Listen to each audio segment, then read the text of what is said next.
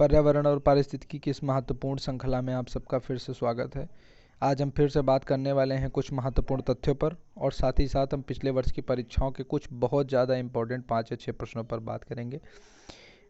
Chapter है जैव विविधता, जिस पर आज हम बात करने वाले हैं।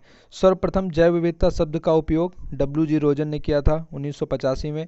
इनसे पहले जैविक विविधता यानी कि बायोलॉजिकल डाइवर्सिटी शब्द का उपयोग रेमंड एफ दसमान ने किया था 1968 में। सर्वाधिक प्रजाति विविधता किस भौगोलिक क्षेत्र में पाई जाती है? तो यह पाई जाती है भूमध्य रेखीय प्रदेश में, अर्थात ट्रॉपिकल रीजन में। जैव विविधता का भंडार की उपमा किस भौगोलिक क्षेत्र को दी जाती है? तो उष्णकटिबंधीय वर्षा वनों को दी जाती है। विश्व की सबसे बड़ी प्रवालभित ग्रेट बैरियर रीफ कहाँ पर स्थित है? तो यह स्थित है ऑस्ट्रेलिया में। सारगेसम नामक विशिष्ट प्रकार की घास कहाँ पाई जाती है? तो यह सारगेसम नामक विशिष्ट प्रकार की जो घास है यह सारगेसो सागर में पाई जाती है। सारगेसो सागर कहाँ पर है? तो यह उत्तरी अटलांटिक महासागर में स्थित है। लक्ष्य द्वीप समूह किस प्रकार के हैं? तो ये कोरल मूंगा द्वीप समूह हैं।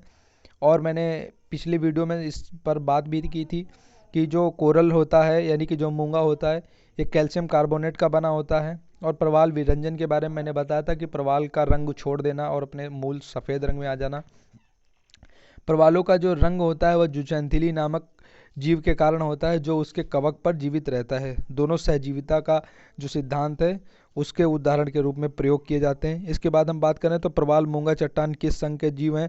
तो ये संघ जो सिलेंट्रा संघ है, इसके ये जो मूंगा हैं ये सिलेंट्रा संघ के जीव हैं। बात कर लेते हैं कुछ और इम्पोर्टेंट फैक्ट्स पर। नेशनल बायोडाइवर्सिटी एक्शन प्लान 2006 किस के लिए प्रारंभ किया गया? तो यह प्रारंभ किया गया जैव विविधता का सही कार्य योजना है उसको सही रूप से शुरू करने के लिए। भारत में किस क्षेत्र को पारिस्थितिक उष्ण स्थल कहा जाता है? तो इसकी स्थल की संज्ञा दी जाती है पश्चिमी घाट को। प्रवाल, ये यूपीएससी ने 1996 में क्वेश्चन पूछा भी है। प्रवाल के संगठन का मुख्य पदार्थ क्या है? कैल्शियम कार्बोनेट, ये मैं पहले बता भी चुका हूँ। संसार में किस देश के वनों में सर्वाधिक जैव विविधता पाई जाती है? तो यह पाई जाती है ब्राज़ील में।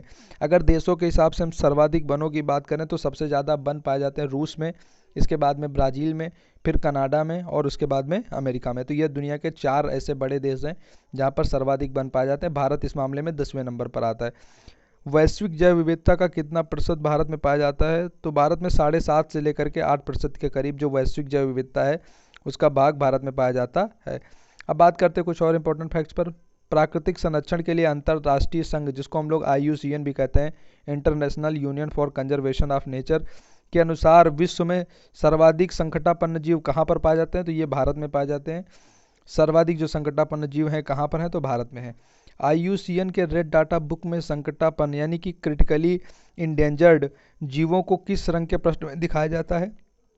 तो यह गुलाबी रंग के पृष्ठों में पिंक कलर के पेजेस पे दिखाया जाता है। जैव विविधता संधि कब से प्रभावी हुई? तो जैव विविधता की जो संधि है वह 29 दिसंबर 1993 से प्रभावी हुई। जैव विविधता भारत सरकार ने जैव विविधता अधिनियम कब पारित किया? वर्ष 2002 में इस अधिनियम को एक्ट को पारित किया था। विश्व में सर्वाधिक जैव विविधता वाला वन क्षेत्र कौन सा है? तो वह वन क्षेत्र है उष्णकटिबंधीय वर्षा वन। अब कुछ इंपॉर्टेंट क्वेश्चंस पर बात कर लेते हैं। पहला क्वेश्चन पूछा गया कि निम्न में से कौन सा सही मेल नहीं है? झारखंड पीसेस में क्वेश्चन 2003 में पूछा गया है। महुआ टाई अभ्यारण्य ये पलामू में है, झारखंड में। तोप चांची अभ्यारण्य धनबाद में है। उदवा पक्षी विहार कोडरमा ये गलत है। लाम लांग अभ्यारण्य जो है ये चतरा में है। तो ये सारे के सारे सही मिले हुए हैं, केवल ये जो उदवा पक्षी विहार कोडरमा में ये गलत मिला हुआ है। बात करते हैं अगले प्रश्न पर। निम्न में से कौन सा युग्म सही सुमेलित है? तो वन्य जीव विहार सरिस्का में बिल्कुल सही है।